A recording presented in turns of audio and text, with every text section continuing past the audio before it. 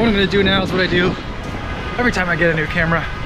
Take some test shots, go to the spot I usually go to. I'm going to head over to the bean. Okay. So, earlier this week, I was getting my GoPro ready to put in the bathroom. I was going to mount it to a suction cup mount so I could put it on the vanity mirror. I wanted to get some footage of myself giving my baby a bath, and it was, for some strange coincidence, it was my first time giving this baby. I've given my daughter a bath before, but when she was a baby, but it was the first time I gave the new baby a bath. And as I was holding the baby while I was trying to unscrew the pin and everything, and I got it separated from the alligator clip mount that I had, and I ended up cracking the lens. It fell like directly onto the porcelain tile in there. And so I took the time, or I felt like it was time to replace this GoPro Hero 3 Black, which I had bought refurbished to begin with sometime in 2015.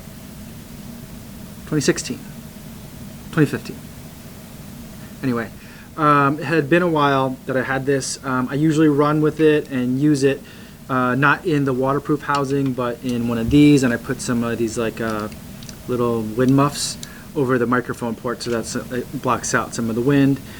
And I love this setup. It was super light, it was super fast to just get it out and start filming.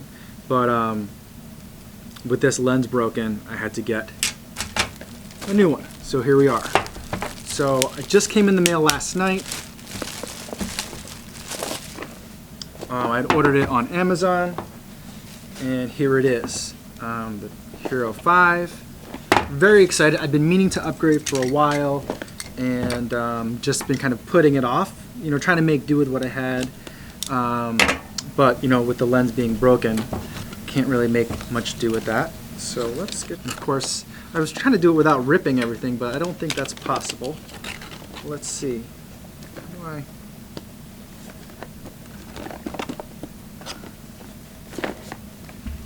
feel like everything's like taped into itself. Yeah, it is.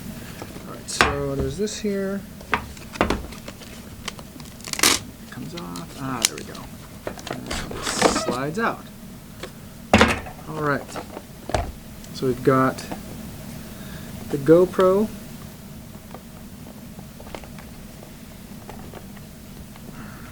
I want to get it off of this thing. Alright. So here it is, the GoPro Hero 5 Black. I think it's black. I think they still give it colors.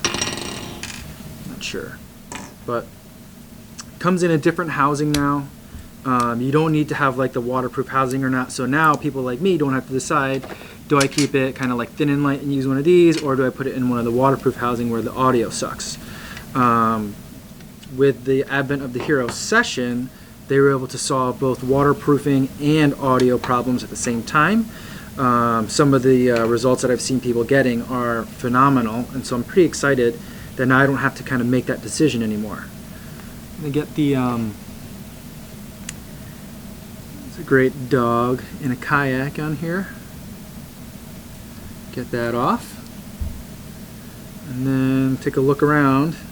I don't know what any of these. Oh, I think this is the door. There's the door for HDMI out, and I think it's USB-C. Power button, switches between modes, and this is the door for the battery, which there's no battery in here now.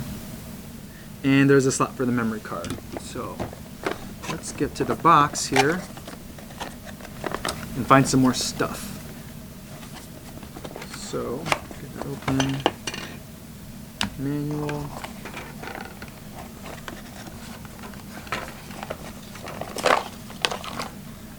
We got curved mount, flat mount, USB-C to USB cable, and a battery.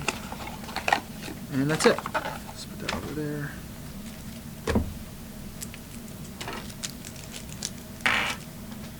So So I'm going to go ahead and insert the battery. Unfortunately, it's a different battery than the regular GoPros, but that's all right.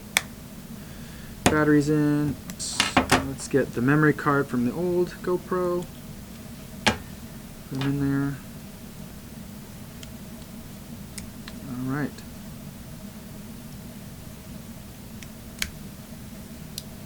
There we go. All right. HERO5. It seems to have a gyroscope in it because it knows when I'm holding it upside down. That's very nice. A lot of times when I'm running, sometimes I'm holding it this way, sometimes I'm holding it, this way, I'm holding it this way, and having the gyro in it, so that way it'll know by itself. Will be really helpful. I'd like to get a cover for this part here, because I don't want that lens to get scratched. But it looks like it's on. It's just saying HERO5. Oh, and there's a touchscreen on the back. I gotta pick a language. Cool. I've never had a GoPro with a touchscreen before, so this will be my first time doing that. I'm just gonna go through some of the setup real quick because I want to get to using it. What time is it? 12:19 p.m. Done. Sweet. All right, we're already in business. Came with 20% charge on the battery. I love this interface because the thing that I didn't like about the GoPro was that I would just generally use this in the widest setting because I didn't know if I was gonna have it close to my face, like if I'm running, and so I would just leave it at one setting. But sometimes if I'm shooting out, if I'm not pointing it at myself, I'd like to have it at a narrower, like the medium range of view. So now I can just hit that field of view and change it right away on the fly. That's really nice. Let's see, what's that recording? Yeah, now it's recording. And here's the main reason I'm really excited. Two things that I'm really excited about for this. One is there's optical image stabilization built into this guy. That's really exciting, especially since I use this for running quite a bit or running after my daughter. Other thing that I'm really excited about is that this shoots at 1080, 120 frames per second. That's my favorite kind of combo of resolution and frame rate to shoot at, because 120 frames per second gives you a nice and silky slow motion, which I use quite a bit as I'm running around town or chasing after my kids or whatever it is I'm doing. And here's a quick comparison of size. Weight-wise, they're pretty similar, I would have to say. So I was concerned that this was going to be a lot heavier, but weight-wise, they feel similar. This one's obviously a little bit bigger because it has waterproofing built right into the camera.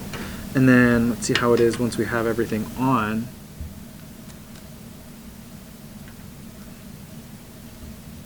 Feels pretty solid. Now you have to have the housing on if you want to connect it to any sort of mount. And so that's what I'm going to do right now.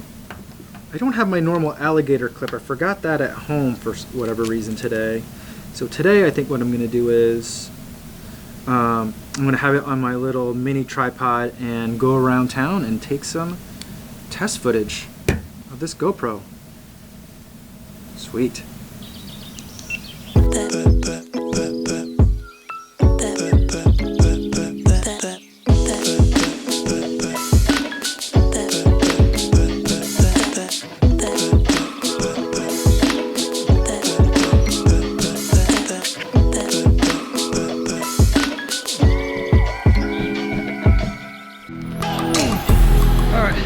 Got the batteries charged up a little bit more on this GoPro. What I'm going to do now is what I do every time I get a new camera.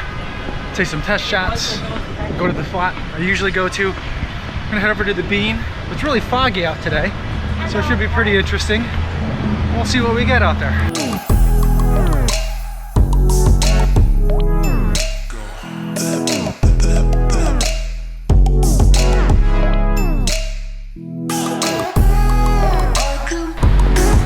Some limitations that I wasn't aware of on this camera. One, this is very disappointing, is that the image stabilization that's in this camera, I don't think it's optical image stabilization. I think it's software stabilization. And I found that out because I was looking through the settings and it said that image stabilization isn't available at 120 frames per second or at 4K for this camera. So you have to be at 60 FPS at 1080 or below 4K at presumably a certain FPS or lower to take advantage of the image stabilization. That's pretty disappointing. The other thing is that at 120 frames per second at 1080, there's only 2 camera angle modes that are available: wide and narrow. Not a huge deal. I'm on narrow right now, and but it just doesn't make sense to me that if I drop it down to 60 frames per second, I have like wide, medium, narrow, super view, and linear, which is even closer in. So it'd just be nice to have those options, but not available at 120 frames per second, and I insist on shooting at 120 frames per second.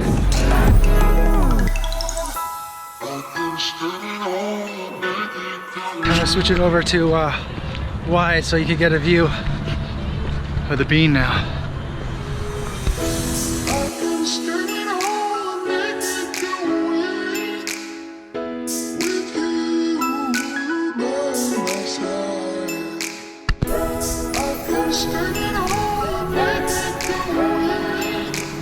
When it's kind of foggy like this, you can see kind of the seams of the metal as they fit together. Normally this is chrome and super shiny, and now it's like matte finished. I've never seen it like this. It's amazing.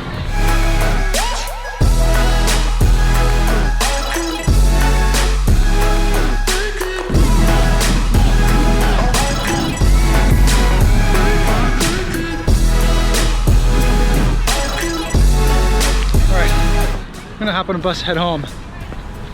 Leaving work early today. It's my daughter's birthday, so got a whole bunch of things I gotta prepare.